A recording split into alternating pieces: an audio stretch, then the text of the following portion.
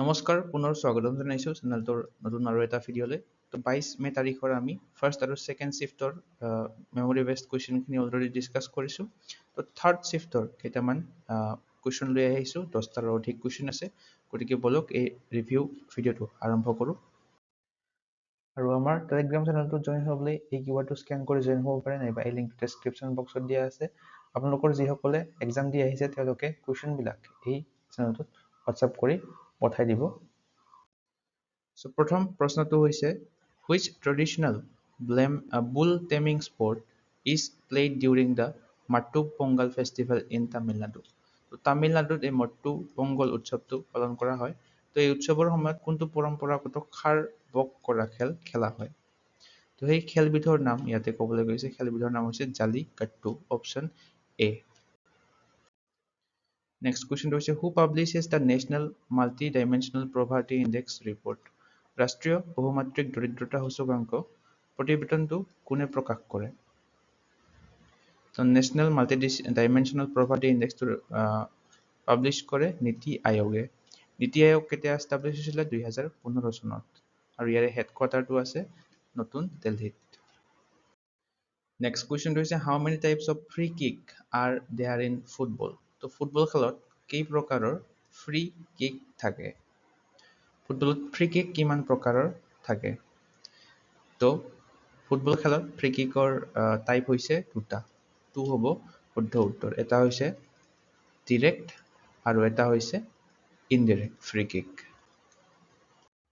Next কুৱেশ্যনটো হৈছে the tropic of cancer passes through which neighboring country of India? কৰ্কট ক্ৰান্তি ৰেখা ভাৰতৰ কোনখন চুবুৰীয়া দেশৰ মাজেৰে পাৰ হৈ গৈছে? তো ইয়াৰে এই চাৰিটাৰ ভিতৰত শুদ্ধ উত্তৰটো হৈ যাব বাংলাদেশ। বাংলাদেশৰ মাজেৰে কৰ্কট ক্ৰান্তি ৰেখাডাল পাৰ হৈ গৈছে।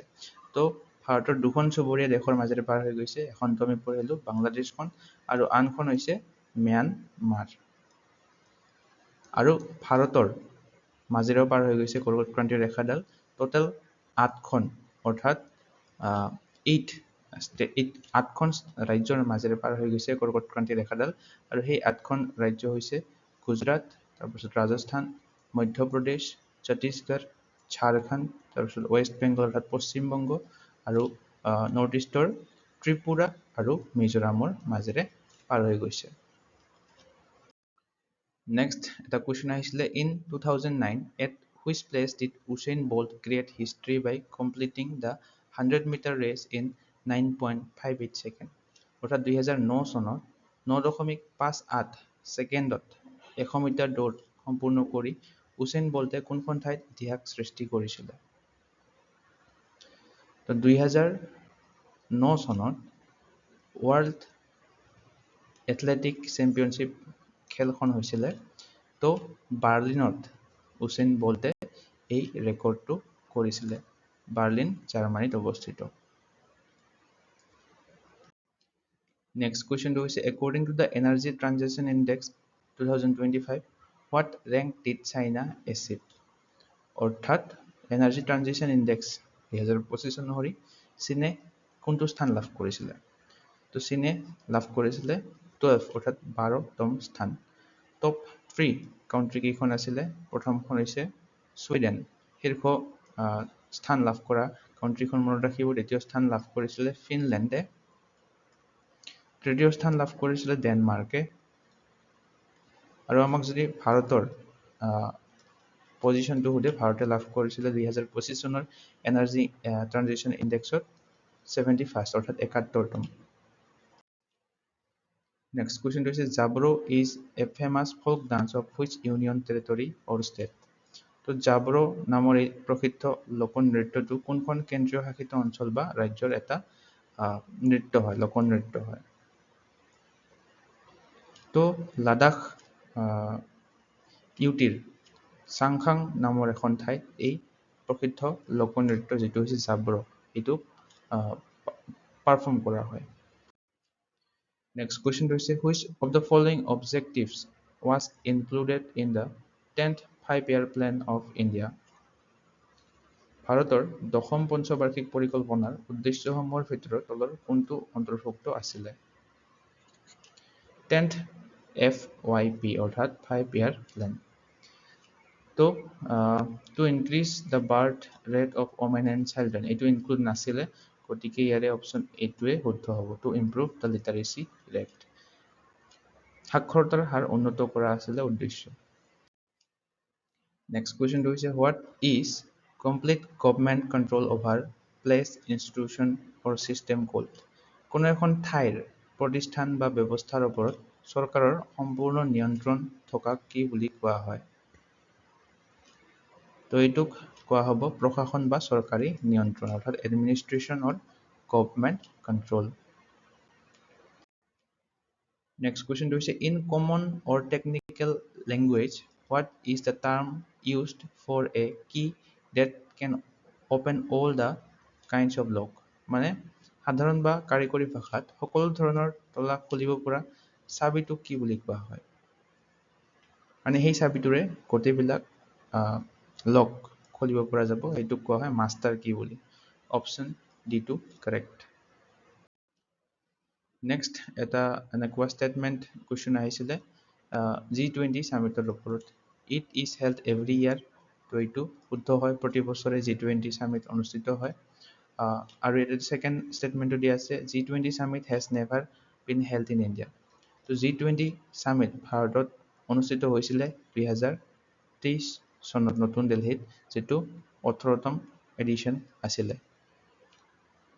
তো ইয়াৰে অপশ্যন অনলি এ টো হ'ব শুদ্ধ উত্তৰ, only statement 1 is correct.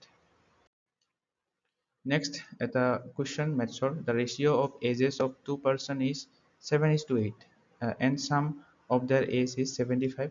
What was the ratio' of their ages 10 years ago?